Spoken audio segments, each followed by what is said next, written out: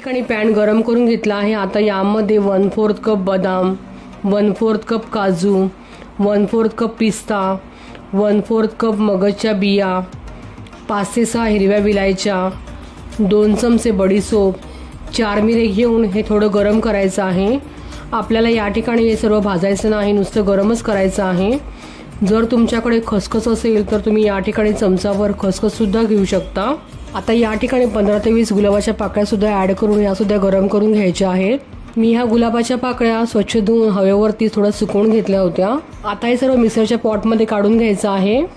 आता यामध्ये पाव चमचा दालचिनी पावडर घालूया, सोबतच थोडंसं जायफळ किसून घालायचं आहे। आता याची मिक्सरमधनं मीडियम बारीक पावडर करून घ्यायची आहे। जास्त जाडही नाही आणि जास्त बारीकही नाही अशी पावडर करून घ्यायची आहे। आता या ठिकाणी घरच्या घरी थंडाईचा मसाला तयार झालेला आहे।